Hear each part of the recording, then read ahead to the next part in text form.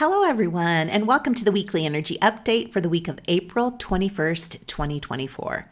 I'm Renee Spears, a spirit guide channeler and spiritual mentor, and I'm coming to you from beautiful Bozeman, Montana. Every Sunday, I share the energy for the week ahead, and I also infuse the show with some positive vibes, so you get a little positive energy boost just for listening. And I have been asked a few times why I say I'm coming to you from beautiful Bozeman, Montana. Well, I grew up in Susanville, California. It's a very small town in Northern California, and there was only one radio station. But at night, the radio would pick up stations from San Francisco. And I listened to KSFO, a radio station from San Francisco, and the host would always say, "I'm coming to you from beautiful San Francisco." And I remember thinking, I don't know how old I was, 13, 14. I remember thinking someday I'm going to say that on my radio show too. And well, here I am, not quite the same thing, but similar all these years later.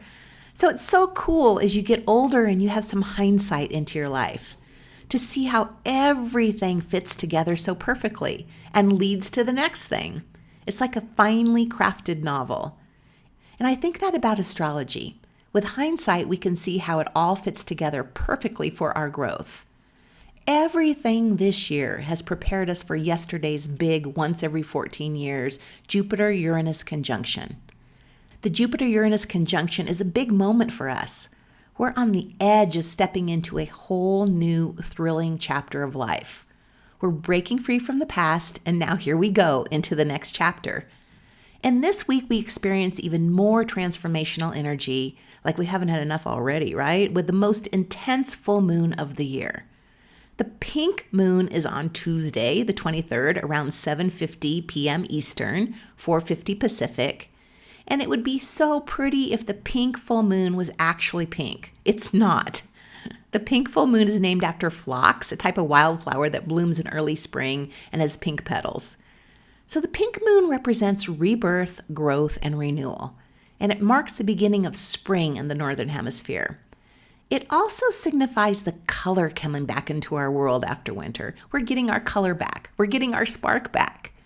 But what makes this full moon a whirlwind of transformation is that it's happening in Scorpio. Scorpio is all about transformation and power. It's an intense mother, and it makes this time very emotional. Scorpio encourages us to dive deep into our inner self, making this a time to focus on personal growth and self-discovery. We want to shed our old skin and embrace new beginnings. Now, a regular Scorpio full moon is already a heavy hitter, but this one comes with one of the most potent aspects in all of astrology, a T-square. And a T-square forms when at least two planets oppose each other and then both square a third planet. So in this case, the sun in Taurus, because it's Taurus season, and the full moon in Scorpio are squaring Pluto. Pluto is a planet of death and rebirth. This is intense AF energy. A T-square is like a pressure cooker of energy, edginess, and stress. And in this case, it's about Pluto, which is burning down the past and greasing the wheels for the new. Now, a full moon always brings a sense of ending and culmination. It's a good time to release the past and prepare for a fresh start, but this time it's extra strong. It's like we're giving birth to the new us. And this is not an easy labor. So prepare for the birth of a brand new you. The lesson of this full moon is that it's painful to let go, but it is impossible to hold on. Like change is here, folks. And while rebirth is miraculous, the moments before it are deep and dark and terrifying. But to become who we are, we have to burn down who we've been. But there is good stuff. Scorpio full moons are mystical and heighten our intuition and our psychic abilities. This helps us access our inner wisdom. Like we know what needs to be released. We know what we need to do to take care of ourselves. And right now, that is a lot of stress management. We got to take care of our mental health. We know what we need. We need downtime, exercise, a therapy appointment, breathing, yoga, maybe a session with me. You know what you need. Give it to yourself. Nurture yourself and put yourself first this week. Now, since we're in Taurus season, we can take care of ourselves by slowing down and enjoying the beauty around us and the finer things in life. This moon inspires us to get outside, get out of a rut, try something new, and get excited about the future. And this full moon also marks the end of eclipse season. Thank goodness. So we can set intentions again. During eclipse season, the energy is so unstable that it's not a good time to set intentions and manifest. But now it is again. So we get back to a little bit of normal with eclipse season ending. So instead of getting overwhelmed by Scorpio's intense energy, just let all of your emotions bubble up and transform you. It's an especially good time to get very clear about your future and what you want to accomplish. And we can do that by setting the intention for clarity. I hear it from a lot of my clients that they don't know what they want. And if you don't know what you want is clarity. So a great affirmation for this time is, I am open to receiving clarity in every aspect of my life.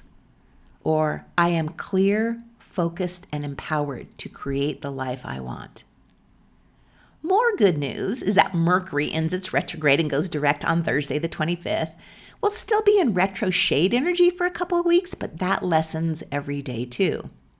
Also, Passover starts tomorrow, bringing more energy of renewal and rebirth.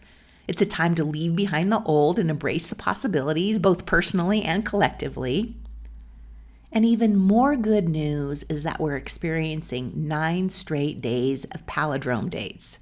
Palindromic numbers are those that read the same backward as forward.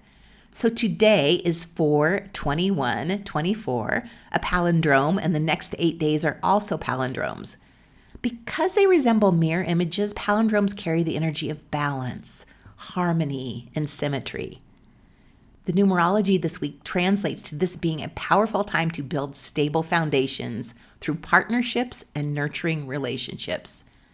We're setting the foundation for the next stage of our lives, and we build a solid foundation by getting clear about what we want, going slow, taking our time, and building it brick by brick, and enjoying the journey. We're here. We've arrived. New life. Here we come. Remember, this is a very intense full moon, but we'll be out of this energy in a few days and then on to the next chapter. You can do it. Just take care of yourself this week. Deep breaths. This energy won't last that long. I just love how all this rebirth and transformation energy fits together to move us along in life. It's all perfectly timed. We couldn't plan it better if we tried. And that's it for the week. I have a couple of new things to mention. The first is that I'm now offering private women's wisdom circles. This is perfect for a group of girlfriends or your book club, even if you're in different parts of the country, because it's on Zoom. You choose the days and times that work best for all of you. Now remember, these are all spiritually based and include learning how to communicate with your spirit guides, interpret your dreams, use pendulums and oracle cards, and meet your spirit animal. So I will put a link to more info in the show notes. Also, I've added plant medicine ceremonies to the options available for my Montana spiritual retreats. This is a private one-on-one ceremony held outside in the beautiful Montana wilderness. So if you've wanted to experience plant medicine, this might be the time. I'm only going to host one more spiritual retreat in 2024. The others are already booked. I know this last one is just waiting for the right person. So if you would like more info on spiritual retreats, there's a link in the show notes, and you can always go to my website, Abundology.com. So as always, thank you for listening, liking, subscribing, and sharing this podcast with your friends. I've had an intense week already, and so I'm taking my own advice and relaxing today with a long hike with my dog Jasper. So take care of yourself this week, everyone, and I'll talk to you again next week.